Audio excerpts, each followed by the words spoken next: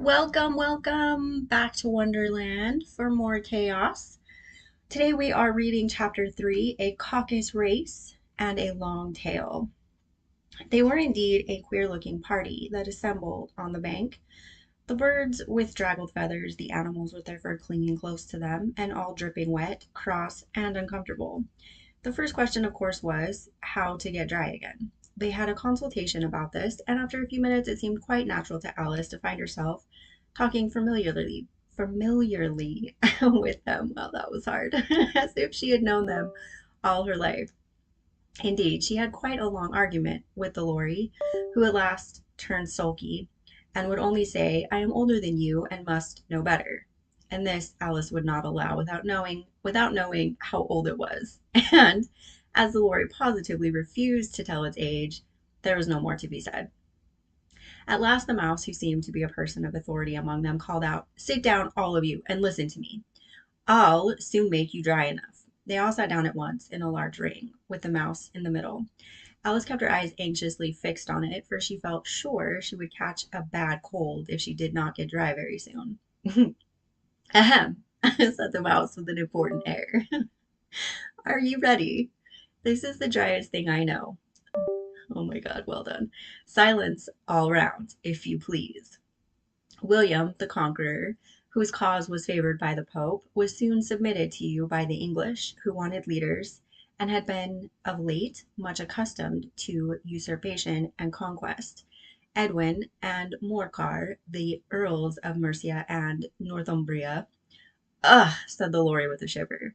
"I beg your pardon," said the Mouse, frowning, but very politely. "Did you speak?" "Not I," said the Lorry hastily. "I thought you did," said the Mouse. "I proceed. Edwin and Morcar, the Earls of Mercia and Northumbria, declared for him, and even Stigand, the patriotic Archbishop of Canterbury, found it advisable." "Found what?" said the Duck. "Found it," the Mouse replied rather crossly. "Of course you know what it means." "I know what it means well enough. When I find a thing," said the Duck, "it's generally a frog or a worm. The question is, what did the Archbishop find?" The Mouse did not notice this question, but hurriedly went on.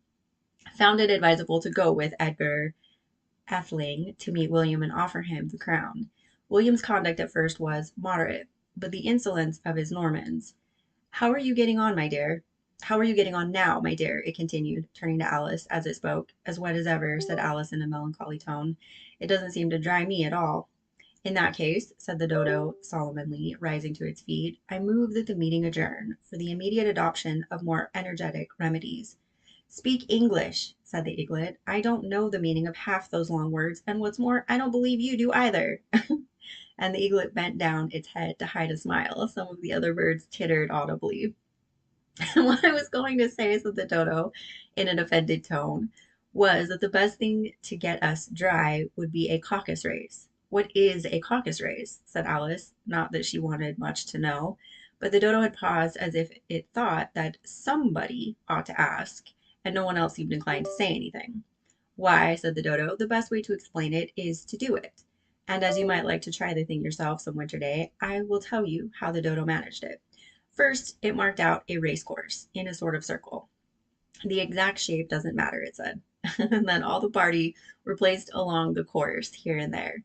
There was no 1, 2, 3, and away, but they began running when they liked and left off when they liked, so that it was not easy to know when the race was over.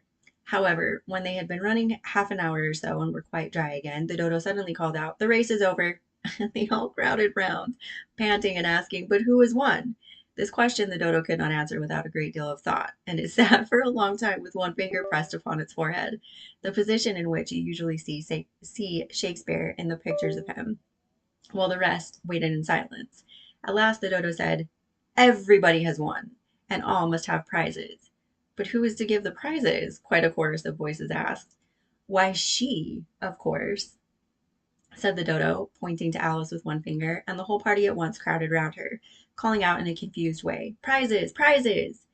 Alice had no idea what to do, and in despair she put her hand in her pocket and pulled out a box of comfits. Luckily, the salt water had not got into it, and handed them round as prizes. There was exactly one apiece all round. "But she must have a prize herself, you know," said the Mouse. "Of course," the Dodo replied very gravely. What else have you got in your pocket? He went on, turning to Alice. Only a thimble, said Alice sadly. Hand it over here, said the dodo. Then they all crowded round her once more, while the dodo solemnly presented the thimble, saying, "We beg your acceptance of this elegant thimble." And when I had finished this short speech, they all cheered. Alice thought the whole thing very absurd, but they all looked so grave that she did not dare to laugh. And as she could not think of anything to say, she simply bowed and took the thimble, looking as solemn as she could. The next thing was to eat the comfits. This caused some noise and confusion as the large birds complained that they could not taste theirs, and the small ones choked and had to be patted on the back. However, it was over at last, and they sat down again in a ring and begged the mouse to tell them something more. "You promised to tell me your history, you know," said Alice. "And why is it you hate C and D?" she added in a whisper, half afraid that it would be offended again. "Mine is a long and a sad tale," said the mouse, turning to Alice and sighing. "It is a long tale, certainly," said Alice, looking down with wonder at the mouse's tail. "But why do you call it sad?" And she kept on puzzling about it while the mouse was speaking, so that her idea of the tale was something like this. Furry said to a mouse that he met in the house, "Let us both go to law. I will prosecute you. Come, I'll take no denial, we must have a trial, for really this morning I've nothing to do." Said the mouse to the cur, "Such a trial, dear sir, with no jury or judge would be wasting our breath." "I'll be judge, I'll be jury," said cunning old Fury. I'll try the whole cause and condemn you to death."